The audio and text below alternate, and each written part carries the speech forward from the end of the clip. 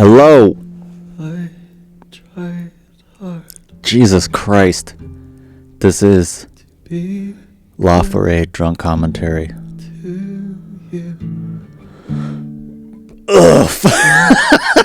This record, God. Inside Some people don't like this record. head, This song is very depressing.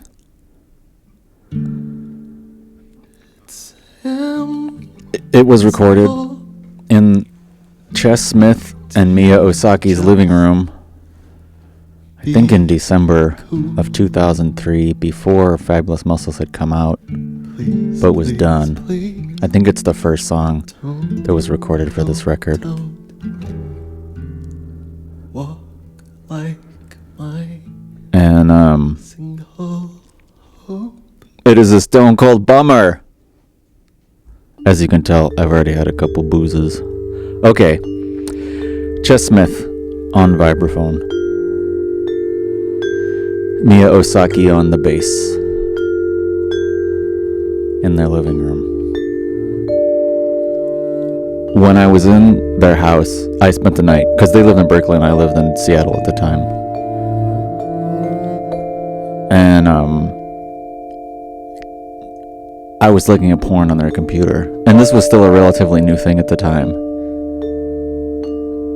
But their computer faced the street, their computer monitor faced the street. Which now no one would ever do that.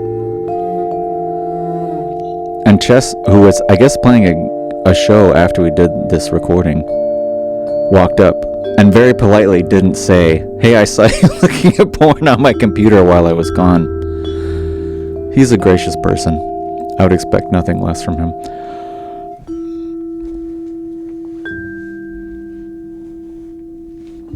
Rob Fisk, who is one of my ultimate music heroes, told me that he appreciated the first song on this record, which was the follow-up to Fabulous Muscles, which was pretty tidy and compact, went by quickly. He said he appreciated that this first song required patience. I know that he meant it in a nice way, but when I say it out loud, it sounds funny. I know that he genuinely meant it in a nice way. He's a genuinely good guy. Unmanageable. It is fundamentally about On living. the horrors Please, please, please. of parallel human existence. Walk like Which I am sure you're familiar with. single hope. This keyboard sound is actually not a keyboard. It is a Casio synth guitar that I think was essentially manufactured as a novelty. You just sort of, the frets are each buttons. And John Dietrich from Deerhoof played it. Corey McCulloch, who produced this record, gave it to John after we recorded this, because I think John was the only person who could play something on it that didn't sound like he was kidding around. But John is an extraordinary musician, and Corey is an incredibly generous person, so it worked out nicely. Chess again on the vibraphone. I think this was the first vibes he ever bought. Mooser brand, if I recall correctly. And I think that really deep drone is a harmonium. Corey and I might have played double harmonium on this, or it might have just been him, I can't remember.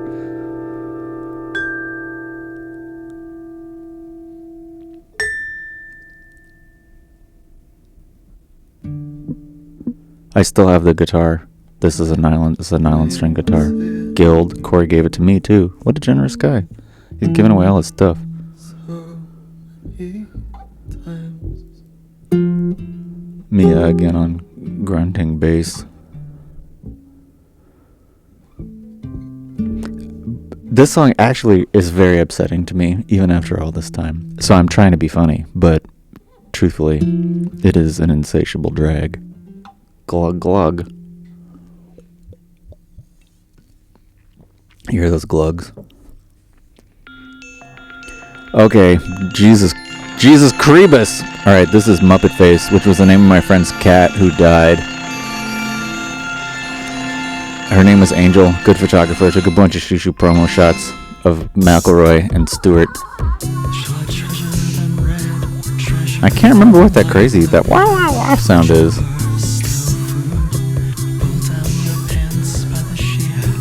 This beat was done on the erstwhile Roland MC307. If you've ever heard a drone commentary, you've heard me hump in and out, up and down and all around the Roland MC307 groove box. 307, which was recently reissued. Too fancy for me now, though, I gotta say.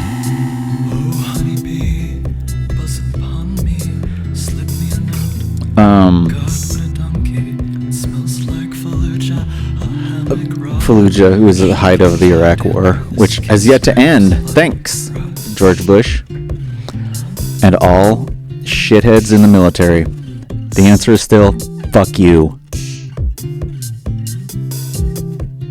Here comes the big groovy part about cats.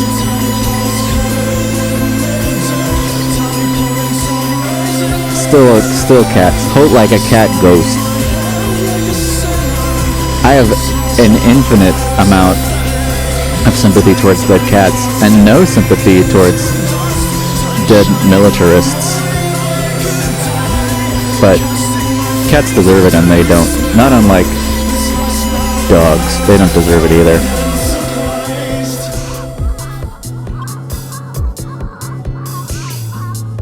And I kind of can't believe I can't recall what that goofy sound was. That's Carrie Lee singing along with the guitar part. She was good at that. Very good at singing high melodic lines. I can't remember how he did this noise part. We didn't have very much equipment at this time, so I should just, by deletion, be able to figure out what it was. It could have only been one of a couple of things. Oh! I remember what it was. It was a really early version of the Death by Audio, hold on. Total Sonic Annihilation pedal. It was the first version of that. It's basically a pedal where you plug other pedals into it and they feedback into themselves and go bonkers. When they first started, they were so nice and gave me one of these. They were a really good pedal company. They make my favorite pedal of all time. The Echo Dream, which I probably talked about also. This googly chime sound, I use the often aforementioned MC307 and I just made a bunch of chime sounds and then it has a knob on it where you can cycle through each note, Jesus. And I just sort of rolled it by hand. Roll, roll, roll, roll, roll, roll, roll, roll, roll, roll.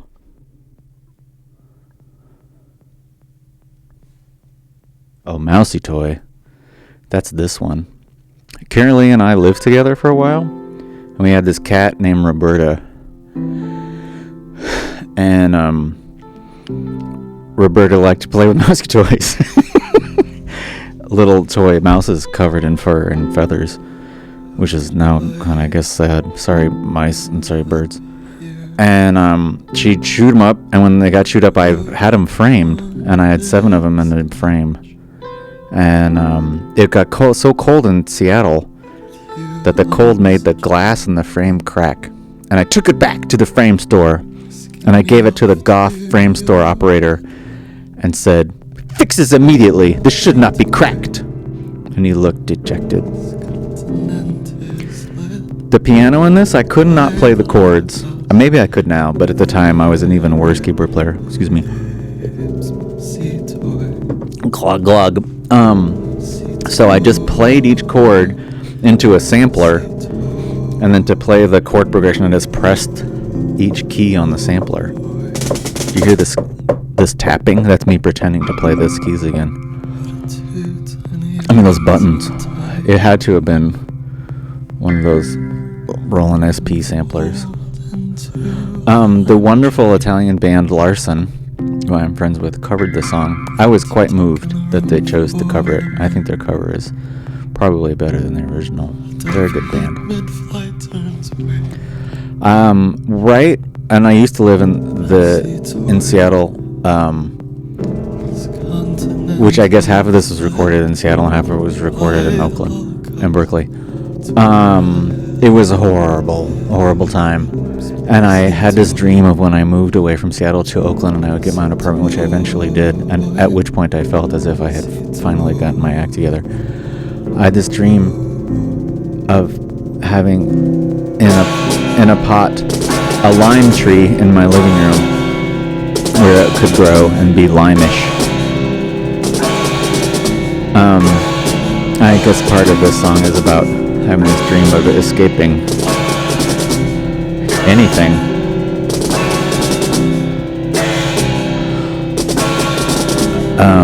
This snare drum that you're hearing right now is a little piccolo snare, and I took it on tour in Europe in 2006. And during the last show of the tour, I turned on its side and I crushed it with a cinder block in somewhere. It must have been Barcelona when we used to play in Spain, which now we never play there. We've been banned, I guess. And I smashed it until it was just a flat piece of whatever cheap metal. It couldn't have been expensive metal or I wouldn't have been able to smash it. That snare does sound awfully militaristic, despite the fact that I just talked about banning all militarists to hell where they belong. And apparently that drum belongs there too, considering how I treated it.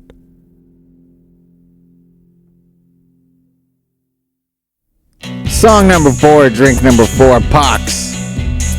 I had a friend whose name, her music name was Eva Pox. And I thought, Pox, oh, that's a good name. Anyway, we hung out once. She seemed uncomfortable, so I left. And then I went home and I started working on this little song, which is an environmentalist song.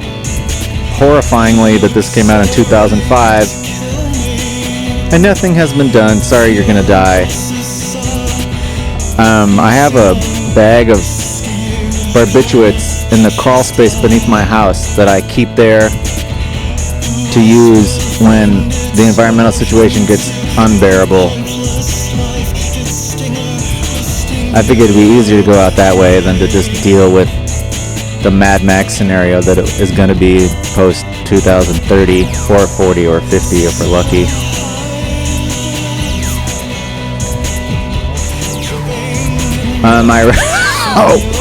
Sorry, I probably shouldn't have told you that. Oh well. I recorded this on a Telecaster in my living room in Oakland not long after I moved in there, pretty loud, if I recall. Corey McCulloch played bass on this, on a bass that I bought him, which is I think a Fender Mustang bass, to say thank you for putting up with my Moranathon.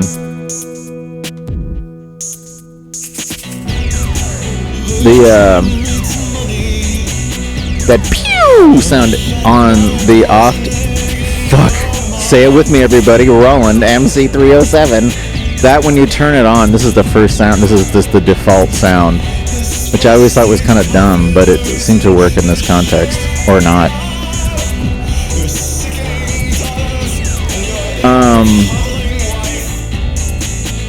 I on a tour before this and throughout Spain and Portugal, the two people who were driving us had two records. One of them was a live Joy Division record, and they just played it over and over and over and over and over again. And anyway, the drummer used the space drum quite unjudiciously during their live shows. So I thought could be an unjudiciously used sound for Le Chou. Freddie Rupert said, "Oh, it sounds like Joy Division." Apparently, he had heard it as well.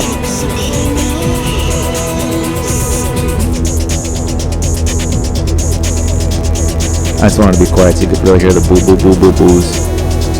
I don't remember this bit at all. I have not listened to this record since it came out. Probably since before it came out. I don't think we played this song except for on the first tour for it, the first year of touring for it.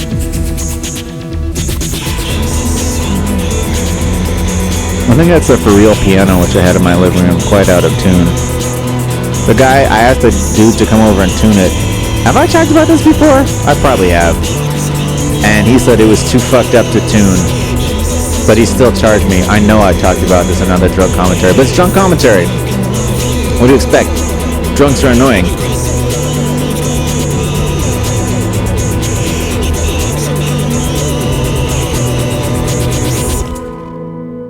Klamath, Siskiyou, something, Shasta are places I would drive by frequently between the Bay Area and Seattle at a transient time of my stupid fucking life. Anyway, Baby Captain. Do you hear me clicking the mouse? That's some sub pro commentarying.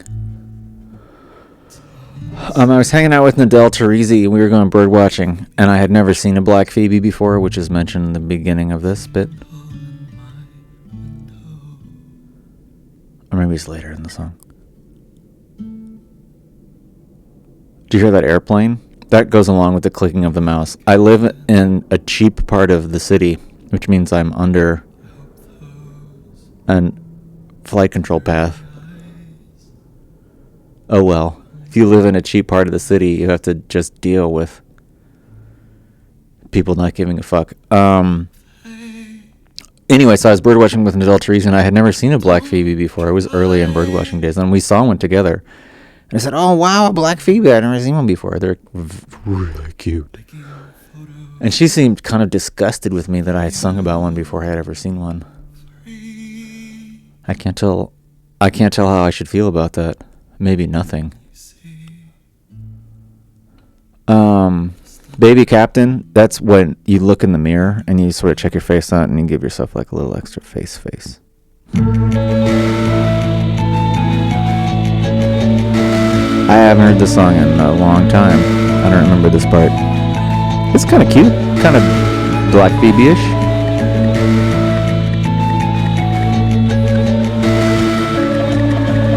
I'm just ingesting it. Right now I'm drinking ginger beer with a little rye whiskey mixed into it. Cowboy style.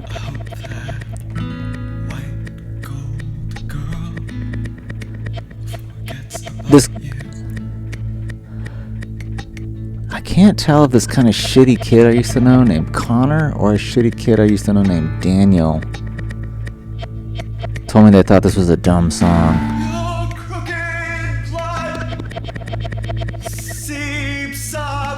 Is this part boring? Is that why I'm thinking about shitty kids telling me that we fucked up the record with this song?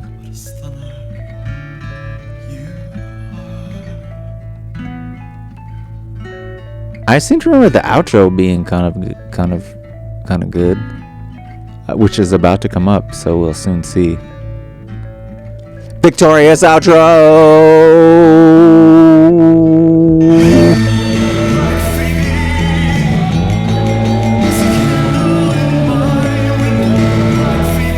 Oh, this bass line is cool. Corey must have played this.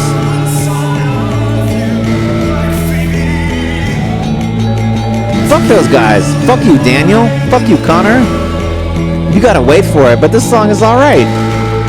Eat shit. You probably both have dogs.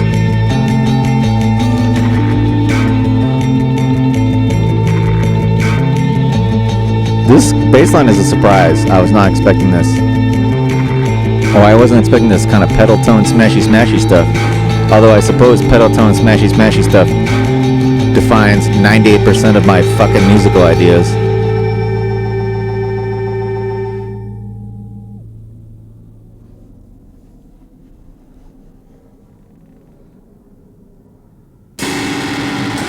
Oh, Saturn.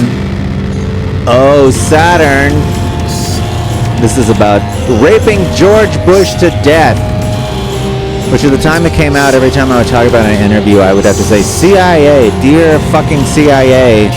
Who now I guess I love because they're trying to ass rape Donald Trump. Also, look, I was trying to ass rape Donald Trump. I love the CIA. What am I saying? That's like the devil ass raping Hitler. Who cares?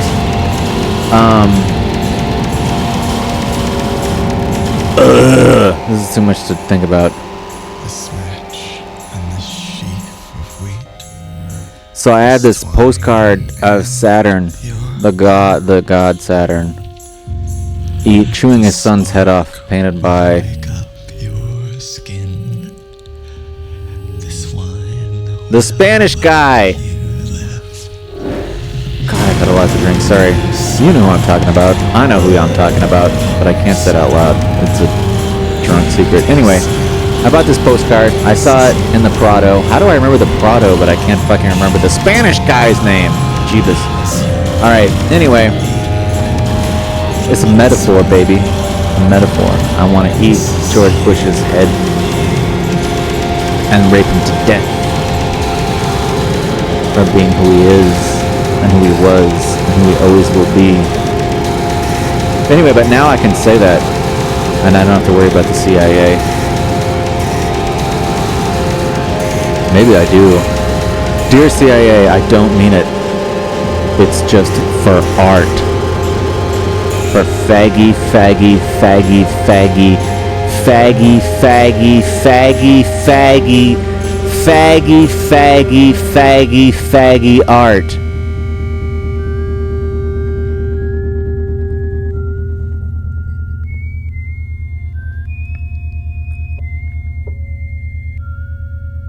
That whistling is just pitch shifted whistling. This is the glass upon the table. The first time we played the Bowery Ballroom, which if you don't live in New York or haven't been in New York, is a nice place to play in New York. And it was the first big show we played in New York. Not that we played that many, but we were excited. And I'm playing the snare drum. Bang, bang, clang, bing, bong. And I had this cheap ass little stand. And it fell off of the stand. So I just had to say this part a cappella while Carolee was playing like noisy keyboard stuff. And I felt kind of lame about it. Just any sort of like a cappella screamy stuff is always kind of lame. And there was a review of it in the paper the next day that said it was lame. And I thought, well, for once. Whoa. Oh yeah. Rosa Sharn, oh my god. I wrote this in a Ralph's parking lot in the back of my car. I brought my harmonium because I couldn't use it late at night in my fucking shithead apartment. So I would sit in the back of my Ford Focus, bright blue, in the Ralph's parking lot and play my little harmonitron. And it was in Seattle in the winter and it was freezing. So I would turn the heater on in the car and just let it idle, destroying the environment. Which I'm doing right now by existing and let it heat up the car for a second. It took me a long time to write. I think I was out there for many nights.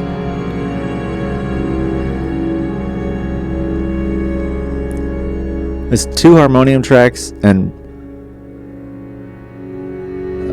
Mia Osaki on upright bass. And I can't remember the cellist name. And Shazam Wallingford Punitron did the string arrangement.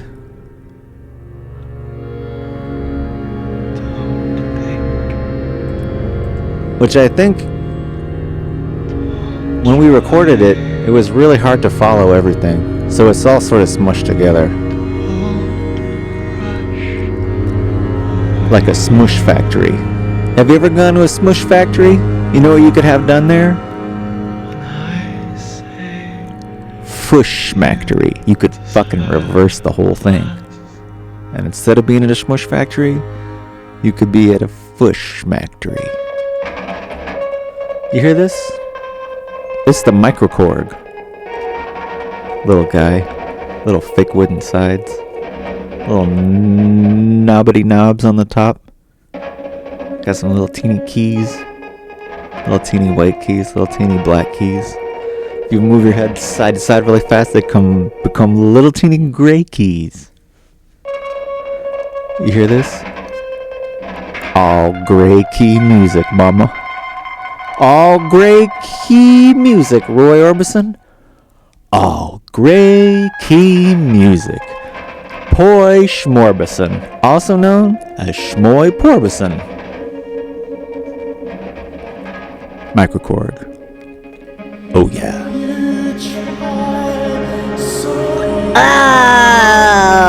Oh, this song is a drag.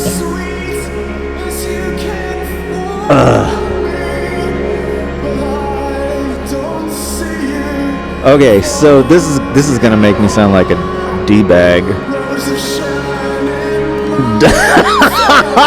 Why wait? Why did I wait so long? Why did I wait 26 minutes and 34 seconds to finally be a G-bag? After I sang this song in the practice space in the garden shed of Chesonia. At this point, I had moved to Oakland, and now I didn't have to drive from Seattle to record in their space. But they weren't there, just Corey and myself. And I sang this song 2 times, and I threw my headphones on the ground, and I said, ugh, I never want to sing that song again. Pretty dramatic.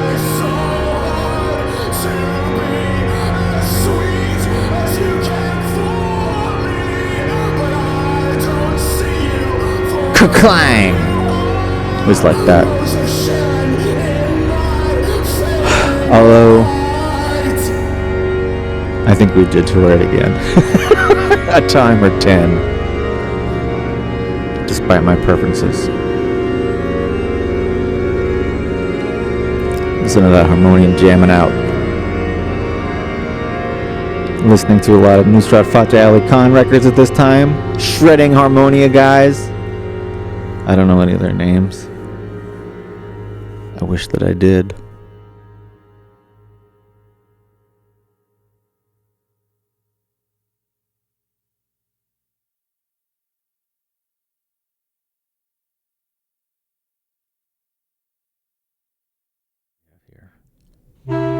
Ale Ben Goldberg played the clarinet. And in the very obnoxious Pitchfork review of this record, which made me cry,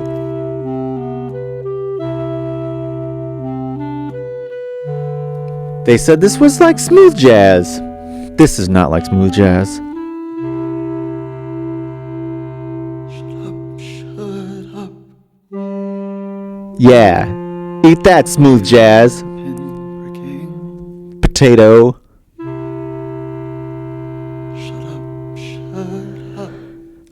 Although, these lyrics are not very polite. No, no, no. Impolite.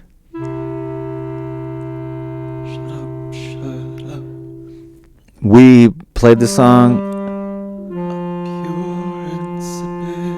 in Portland. And I was playing this on acoustic guitar. But I guess it was... I don't think it was direct. I never really did that unless the person asked me to do it. Anyway... We blew up the motherfucking PA with an acoustic guitar playing this song. Eat shit, Portland. Your PAs suck. Versus my acoustic guitar. They can handle anything else except my Rodan Godzilla guitar.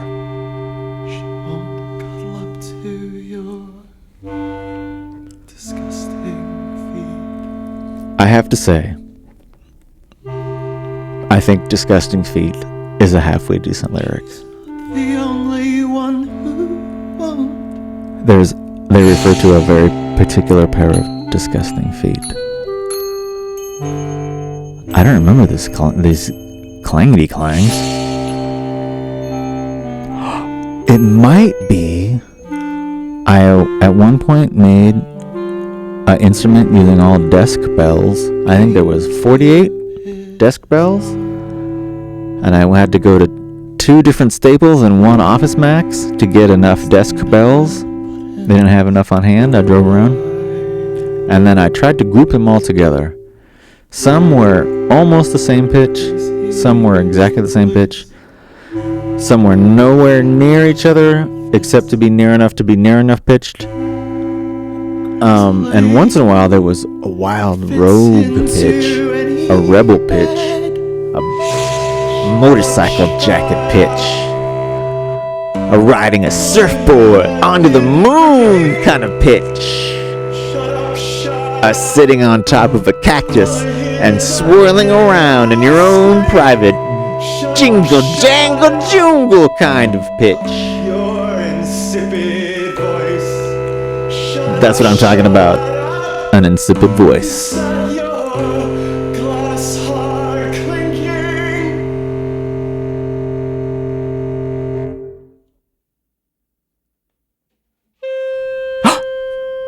A clarinet in the darkness.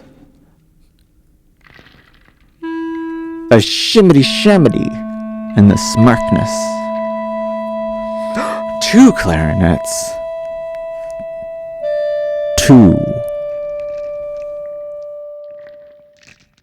on the beach. Does your flip-flop float? Does your float-flop flip? Yeah. We're in Jimmy's Beatnik Kitchen. It's 1961. We're in New York. Washington Square. I got on a beret and a stripy shirt. And I got a bag full of rhinoceros' tusks. 'Cause I'm a piece of shit who fucking kills rhinoceroses. And I shake them up and they go, death from above, death from below, death from the right and left, death the color of snow.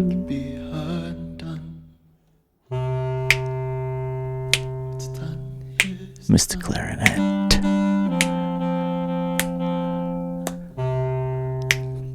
Ben Goldberg went to great lengths to make sure he was playing a pitch all the time on this. And sometimes he strayed a little. And I said, oh, man, let's go up.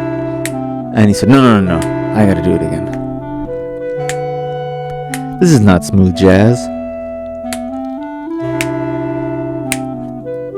This is the Beatnik Boogie. Salt and vinegar boogieing. Red wine and orange juice boogieing. Whew. That'll make you tired. I tell you what. Bald people. This one I wrote indoors, not in a parking lot. Too cold. On an auto harp. And I don't have this auto harp anymore, but I have the pickup that came with it, which was in like a soda bottle cap filled with glue and a wire.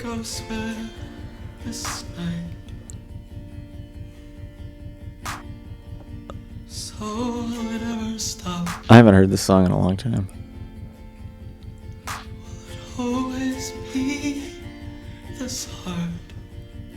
I think the last time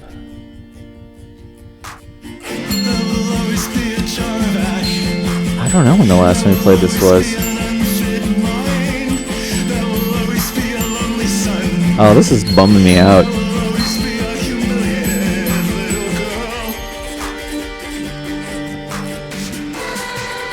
It is a great relief to me that my life is not this shitty anymore.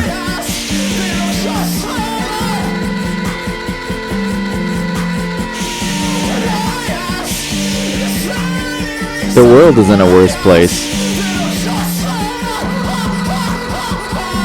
I guess it averages out to the same amount of shittiness than there was at the time. Oh well. Always be a headless neck. There will always be happiness. There will always be a endless wrist to crush. That's the microchord again. To disrespect.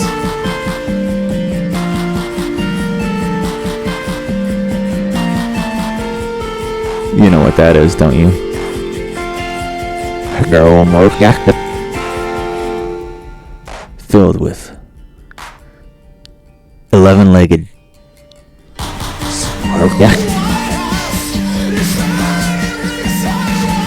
I saw a live version of this that we played in St. Petersburg. I'm guessing in 2007. Chess Carolee, JJ lineup. Maybe earlier, 2006.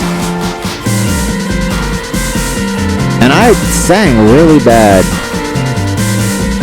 They sounded good.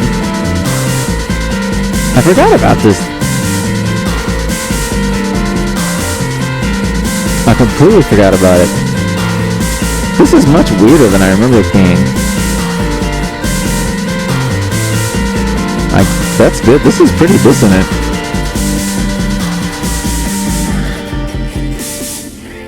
I think at the time that sounded really inside to me. I'm getting fucking soft.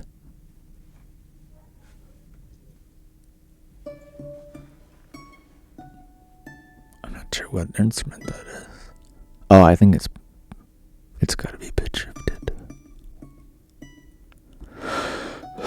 This is about the tsunami in Indonesia.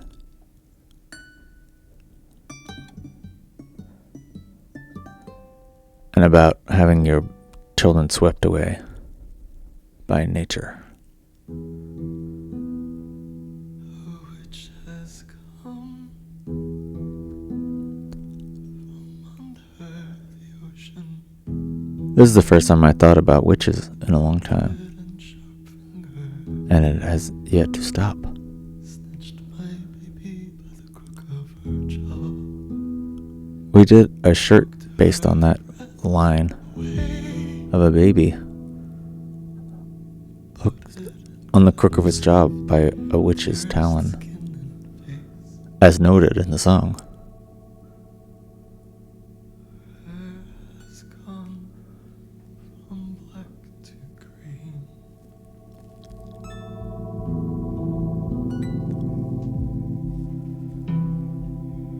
She used to I can't remember if we ever played this live. It seems like it would have been hard to do.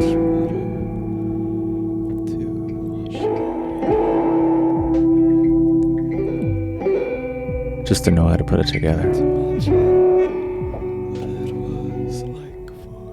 I think this was a pretty early example of an excessive use of pitch shifting of just the Pro Tools insert pitch shifting.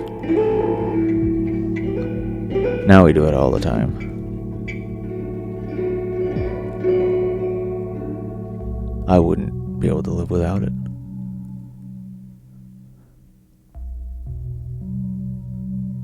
Yeah, that sounds like that wobbly tone of yesteryear, of daddy's gear, of mommy's fear, and brother's big floppy Dumbo-shaped gray pie crust flaky ears.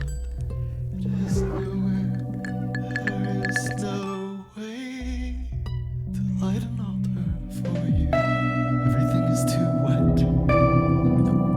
If there's any kind of low frequency tapping sounds, those are all Corey McCulloch holding a very thick and large cutting board that came with the apartment that Carolee and I lived in, him tapping it. Clang, clang. All those boom, boom, booms. That's what that is. I can't remember how it was credited. It's the kind of thing that we would pointedly have credited. But we probably didn't say cutting board. We probably said experimental percussion.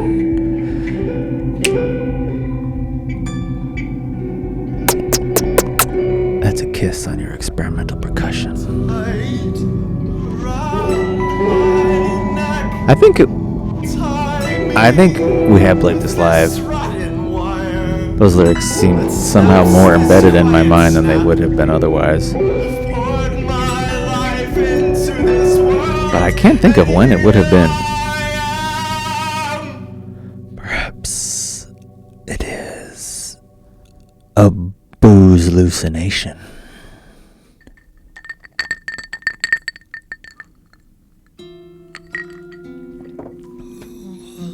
Man, this record is full of little tiny nylon string guitar chords beginning songs. There is no fucking shortage of little tiny nylon guitar intros serving as the intros that they were born to be. Just guess who's playing the drums. I don't need to say it. You already know.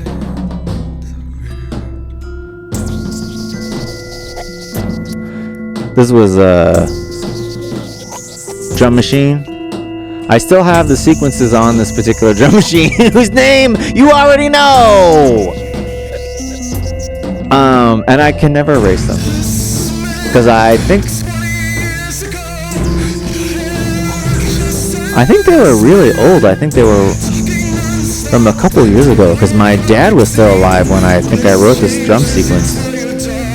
And that's why I couldn't erase it. Or maybe he wrote part of it. There's some sentimental reason why I can never erase it. Having to do with my daddy's ashes. Angela's ashes. Jangela's ashes. Crossbow! I didn't know I didn't say crossbow. We did play this live a few times.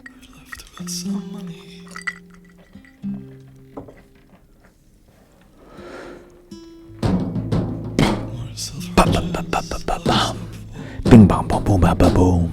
Boom boom boom boom boom boom boom. That is the shape of my ugly tumor collection.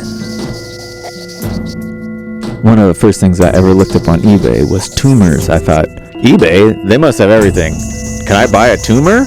And I thought, oh yeah, I could be the tumor collecting guy. Then people would like me. You cannot buy tumors on eBay.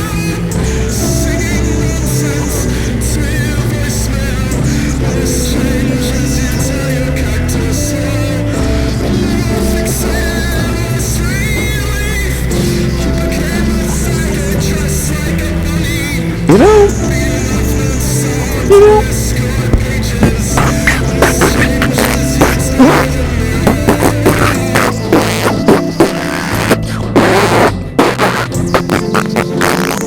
It was good once, it's still good.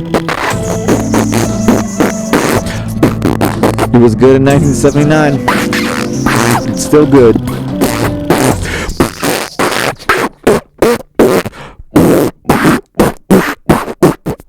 Scott Walker is dead. Prince is dead.